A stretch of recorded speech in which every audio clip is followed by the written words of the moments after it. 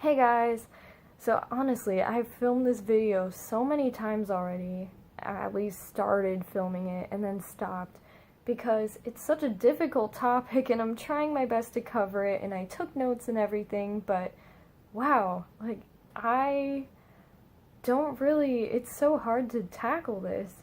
Humility in language learning. How do you stay humble when learning a new skill in general, but another language, especially because if you live in a country where the majority of speakers are monolingual, at least around you, and you're hearing compliments on your abilities, it is easy to get wrapped up in them even if you don't realize it in the moment. So how do you combat that? Well, I wanted to start off by saying feed your brain more information. Now, of course, it's important to rest and not just keep going and going all the time.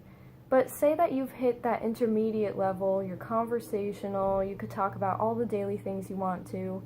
I would encourage you and recommend looking up even more terms on topics you may not be familiar with, even in your native language, such as medicine or, I don't know, law, politics, current events, any of those. I would recommend doing that because not only are you gaining knowledge about life, other skills, the world, and the language that you're studying, but you are also keeping your brain occupied, you don't have time to think about yourself, and as a matter of fact, you'll be making mistakes as you start learning something because most of the time, I won't say 100% of the time, but most of the time if you're picking up a new skill, you won't get it right away. I would also encourage you to put yourself in a situation where you know you'll be corrected, whether that is by having a tutor or by being in a class with a teacher. You know how picky they can be with essays and everything because they want to make sure you're doing things right. So fine-tune your skills, put yourself in positions where you'll be corrected. If you can't afford a class or a tutor, then do language exchanges. People would be happy to correct you because they just want to help. And that'll humble you because you'll be realizing, you'll find out that you made mistakes that you didn't even realize. So post something to italki. They have that little area where it's like journal entries, and you post your sentences and they'll correct you on that. And a lot of the time it is very constructive. Sometimes people will just correct it and not tell you why it was wrong, but other times people will give you very valuable feedback. So, I would recommend doing that. Now, one of the things the comment mentioned was about posting in another language, and they mentioned specifically Russian. So if you are learning Russian and you just posted something in Russian and no one else in your friends list understands it, to solve that one, there's not a whole lot you need to do to solve it except to post an English translation. It may not look as cool because you have the translation in English, but people will understand, or in your native language. I'm not going to assume you speak English natively just because I'm speaking English, but for instance, my mother knows Spanish and English fluently, and she has friends in her contacts who speak both languages, but since Spanish is her first language and her family speaks it, and that's why she got social media in the first place, she'll post things in Spanish, but she'll always provide an English translation for those who don't speak Spanish. I know other bilinguals who personally do that too, and I think they do it because they want to share information. They don't just want to show off that they speak another language, but they're sharing their knowledge. I mean, think about it. What good does it do if you post something in another language and no one understands it? It only makes you feel satisfied, but it confuses a whole lot of other people. So, I've seen polyglots do it. If they post something in another language, they will, at least Moses McCormick does, he'll post an English translation with it as well, which I think is super interesting, and it's really cool to see, even to compare the languages, see how close they are and stuff. So, provide a translation. It'll only take you a couple of extra seconds, gets your brain using two languages, just do it. If somebody gives you a compliment, then take the compliment. There's a quote that I really like by C.S. Lewis, and it says, I'm trying to find it. True humility isn't thinking less of yourself. It is thinking of yourself less. So what does that mean? It doesn't mean that when someone compliments you, you go, oh no, I'm really not that good at the language, which I know I'm guilty of doing. I will say like, oh no, I'm not that good. I still make a lot of mistakes. But accept the compliment. They're giving you the compliment. Just take it, say thank you, and then move on. Encourage them, as a matter of fact. Say, well, you could learn this too, if you're interested, of course. I mean, encourage them, because usually when I get a compliment, people will put themselves down. They'll say things such as, oh, I wish I was as good at French as you, or as good at X language, or whatever. And that just saddens me, because you can be good at it. Just encourage people. There are so many discouraged language learners out there, and I think that it's really sad. And I want people to realize that anybody could learn a language. So encourage the person. Don't dwell on the subject too much. Of course, they may ask you questions like, how did you get that good at it? Answer their questions, but just be mindful when you're talking to them. Just step out of your body for a second and think, would you want to be hearing all of these things if someone else were talking to you about them?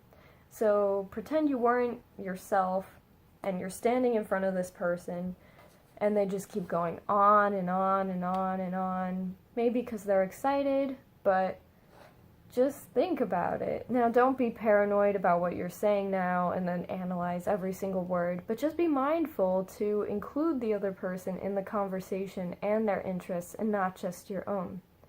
Also, I'd recommend looking for a language role model. Now, someone who you think is humble. And I'm sure there are humble people out there who have a lot of subscribers and followers and whatnot. But it's harder to be humble when you're famous. I mean, at least I would imagine that when you have a lot of people complimenting you all the time and stuff. So maybe follow someone who does not have as many followers or isn't so famous or something like that. Find someone who you think is truly humble, and if you don't know how to discern that, I would say just use your intuition to the best of your ability. You would be surprised how easily you could see through some people if you just pay attention is all. So try to find a role model that is humble for language learning and try to emulate those qualities as best as you can. I also wanted to add in that this role model could be someone you know personally. So if you know somebody personally who may not even be on YouTube, but they speak multiple languages, then you can even use them as your role model. That's even better because you know them personally, and you can talk to them and get insight from them and advice. Spend time with people who know the language better than you do. Now, comparing yourself is bad. Do not compare yourself to other people. It's so easy to get wrapped up in that game if they are better than you at the language, but it's also humbling to be around someone who knows a skill better than you because you can learn from them, but also because you're realizing that your level, if you start to get proud in a bad way, not like, I'm so proud I did well on this test, but prideful of your ability, it's humbling to be around someone who's better than you. And no, do not compare yourselves to them, but just know that there's always going to be someone, you know how there's always someone who has it worse than you in life? There's always someone who has it better as well. Now that can be a dangerous mindset, and I would highly suggest caution with this one because I think that it could be taken the wrong way and that you can end up wrapped up in this comparison game. Just don't do that. But once in a while, it's always good to have a reminder that you can always improve. There's another level you can reach in the future. Realize that you're not the only one who speaks multiple languages, so it's easy to get wrapped up in this if you're in a primarily monolingual area. Even if you speak 2 languages, and a lot of people are like, wow, I wish I could speak another language. Around the world, there are plenty of countries where people speak multiple languages. I mean, look at Europe, look at Africa. And I know people will probably want to argue with this and everything, but there is a lot of multilingualism around the world, maybe just not in your area. So I don't want to say that you're not special for knowing multiple languages, but that it's more common than you think. And I tell people all the time when they'll compliment me on, oh, you know, this amount of languages, whatever, I tell them, well, there's plenty of people who speak multiple languages. It's just that we're in an area that doesn't speak many languages. So, you know, it's not a big deal, honestly. Like, I'm not going to get hot-headed over it or prideful or whatever, because there are plenty of other people who could do the same thing very well and even better than me. But thanks for the compliment anyway. Now, it's so hard to keep a humble mindset, and I want to say, if you're doing your best, this is the last thing I have to say. If you're doing your best to have good intentions, you're being as mindful as you can, or you've been humble all along and you never had this problem, but people are accusing you of being prideful, you can't control how people perceive you and your actions. You can't control their thoughts and opinions, and really, what do their opinions matter? Now, if it's a close family member or friend, and they or someone has evaluated their intentions behind their comment towards you, and they're really just trying to help you out, then I would say, listen and think about what they're saying. But if it's someone you don't know, and they're just doing that to hate on you or something, I would say pay no mind to that and just keep on learning languages and doing your thing, because you can't change how people think about you, but you could try your best to be the best person that you could be. So that is all my advice on this topic. I hope it was helpful, and of course, as always, if you guys have your own advice, please share it in the comments so we could all help each other be more humble in language learning.